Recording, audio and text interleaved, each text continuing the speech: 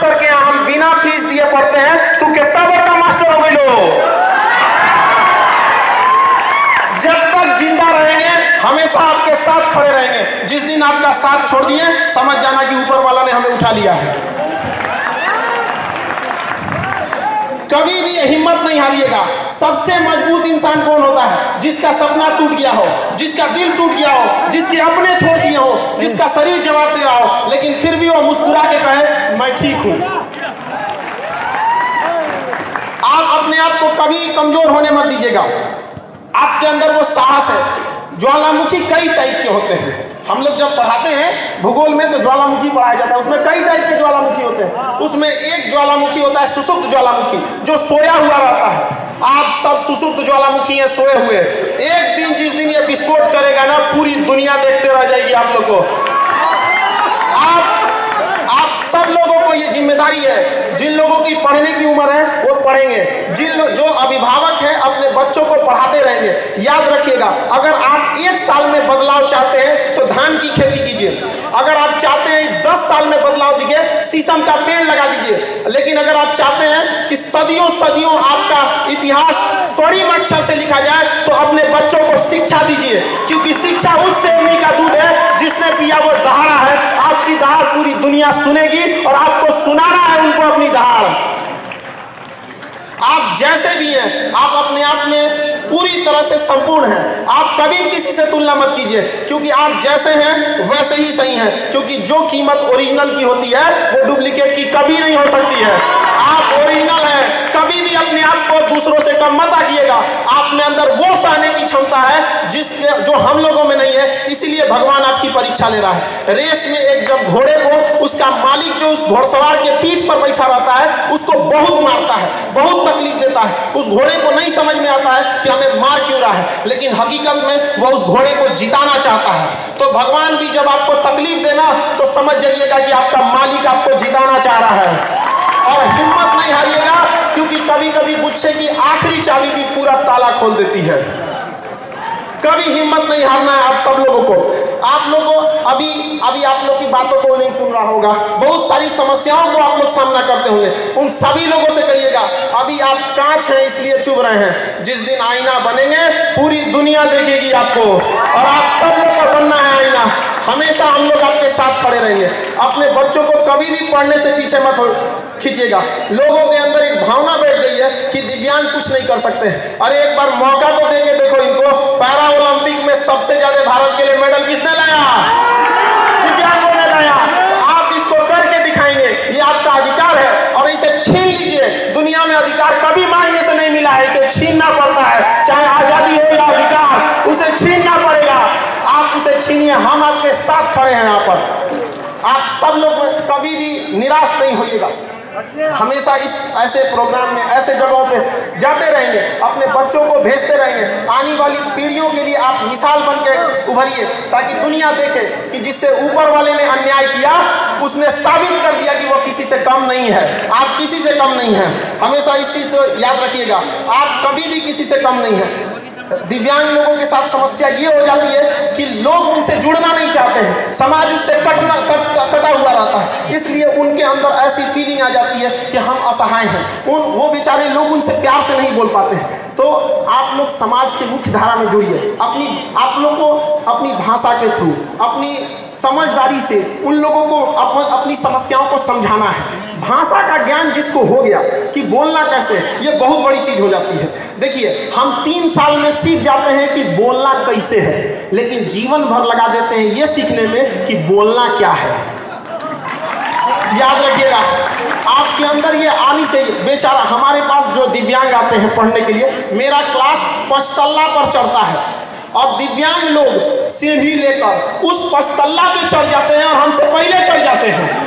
लोग कैसे कह दिए कि वो दिव्यांग है? दिव्यांग के कहने वालों को कहते हैं कि जिन्हें लगता है कि दिव्यांग कुछ नहीं कर सकते हैं, जिनकी आंखों में चुभते हैं, उन्हें अपना नेत्र दान कर देना चाहिए अगर वो आपकी कामयाबी नहीं देख सकते हैं। आपके अंदर वो साहस है, आप उसे कर सकते हैं। पहचानिए अपने अंदर की ताकत। बजरंगबली को भी नहीं पता था, लेकिन एक जामवंत ने बताया था कि नहीं बताया था?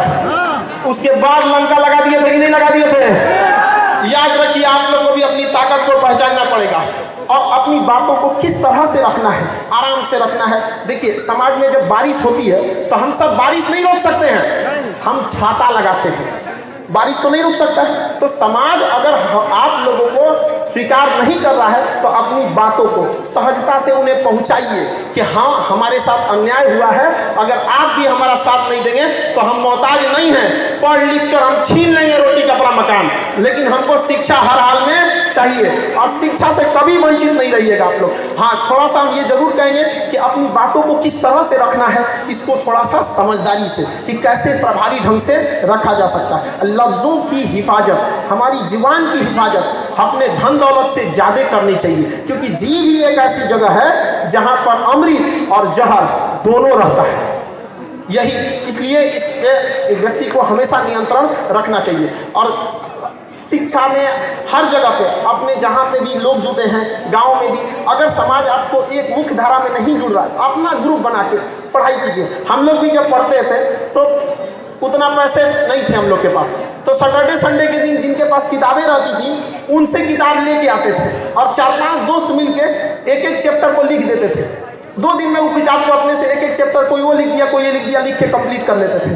तो अभी आप लोग भी उस तरह से ग्रुप बना के पढ़िए, जहाँ कहीं पे भी हैं आप सब लोगों को पढ़ना है। कितने लोग ऐसे हैं जो कहते हैं अपने बाल बच्चों को हम पढ़ाएंगे, यहाँ पर सारे लड़कों लोग को उठाना है। जो आपको पढ़ने से रोके उसको कहना है, जब खान सर नहीं रोकते हैं तो आप कहाँ के टीचर हैं जो आप रोक देंगे, आपका अधिकार है, आप उसको छीन लीजिए। यहाँ पर अंग्रेज भी हमें आज़ादी नहीं दे रहे थे सब, लेकिन क्या हम लोग मांगे, छीन लिए। वहाँ पर आपका भी अधिकार है, आप अपने अधिकार को छीन लीजिए यहाँ पर। और समाज के हिसाब से बहुत समाज की परवाह मत कीजिएगा।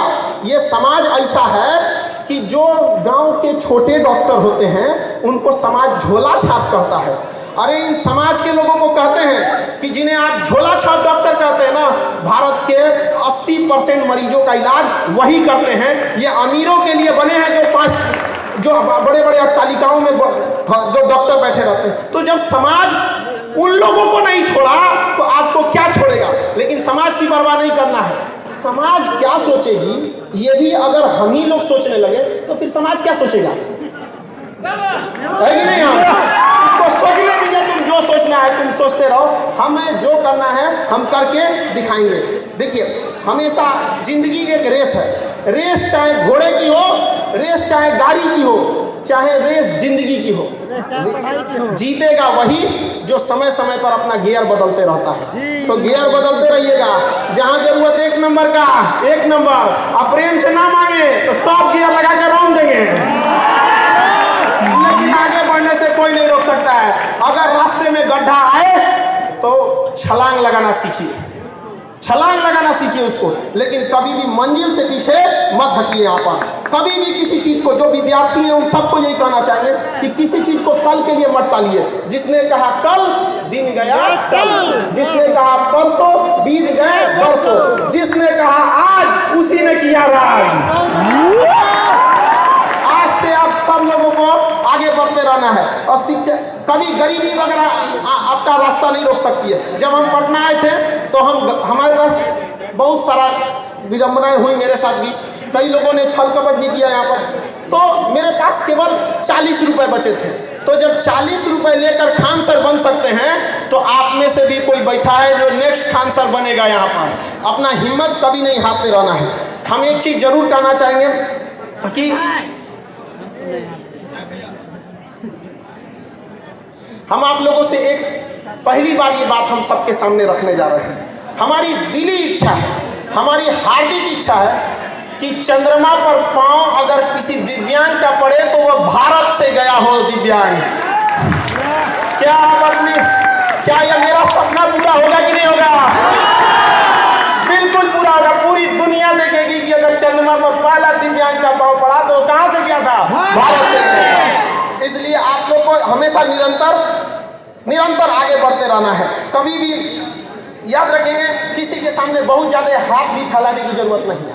किसी को इतना भाव मत दो कि आपको रद्दी का भाव समझने लगे। आप में किसी की कमी है, अधिकार छीनना पड़ेगा।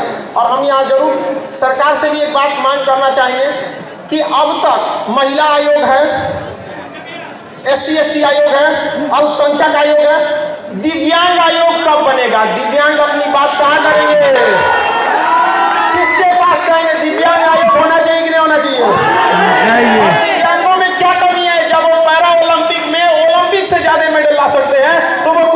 सकते हैं। तो इसके लिए भी दिव्यांग आयोग होना चाहिए। हम यहाँ जरूर एक चीज याद दिलाना चाहेंगे, संविधान में लिखा गया है कि अनुच्छेद 331 में और अनुच्छेद 333 में, 331 में लिखा गया है कि संसद में कम से कम 2 एंग्लो इंडियन रहेंगे और 333 में लिखा गया है कि विधानसभा में 1 एंग्लो इंडियन रहेंगे। एंग्लो इंडियन जानते हैं किसे कहा जाता है? जब देश गुलाम था तो उनके जो बाल बच्चे हुए अंग्रेजों के, यूरोपियों के, जब अंग्रेज चले गए तो उनके अधिकार के लिए लोकसभा में 2 सीटें हैं और विधानसभा में 1 सीटें हैं। अब वो सीट खत्म की जा रही है, लेकिन वो सीट आप बताइए कि वो दिव्यांगों को दिया जाना चाहिए कि नहीं देना चाहिए? देना चाहिए। इसके लिए आवाज आपको उठाना पड़ेगा। जब तक आप आवाज वहां जाके नहीं उठाएंगे कोई नहीं सुनने वाला है। हम लोग आवाज उठाए थे तो 12 FIR ठोक दिया लड़कों के आवाज उठाने के लिए, लेकिन उनको क्या पता है कि जो FIR कर रहे लोग कि वो लोग आग को, सोना को आग से डरा रहे हैं कि तुमको जला देंगे। अरे कौन चीज जलेगा? सोना को तुम आग से जलाएगा? जलेगा कभी? तो आप लोग को भी ये अधिकार होना चाहिए। आग है आप, ज्वालामुखी है, अपने आप को पहचानिए। ये आपका मांग है, ये हम भी कहना चाहिए। क्योंकि समय का अभाव है इसलिए हम सब समझते हैं कि थोड़ा समय का अभाव है, लेकिन हम आप साफ से एक बात कहना चाहता हूँ, जल रही है पीर पर्वत सी पिघलनी चाहिए, इस हिमालय से भी ये गंगा निकलनी चाहिए। आज ये दीवार कागज की तरह हिलने लगी है, शर्त ये है कि बुनियाद हिलनी चाहिए।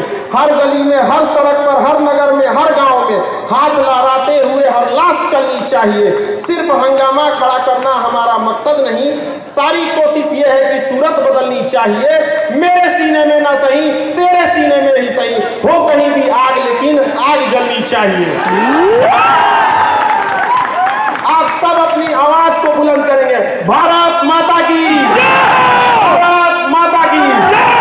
इन शब्दों के साथ हम अपनी बाड़ी को आज विराम देते हैं। हमारा सौभाग्य रहा जो हम आपके साथ आए। हम आप सबको कहते हैं कि जिस बच्चे को पढ़ना होगा आप भेजिएगा खान सर के पास, उसको हम पढ़ाएंगे। और जो नहीं पढ़ाने दे आप लोग को बोलिएगा हम आके लड़ेंगे उसके लिए। कैसे नहीं पढ़ेगा आपका? यह आपका जन्मसिद्ध अधिकार है और आप इसे छीन के लीजिएगा। इन्हीं शब्दों के साथ हम अपनी बाड़ी को विराम देते हैं। आप सभी लोग को होली की ढेर सारी शुभकामनाएं। बहुत बहुत धन्यवाद।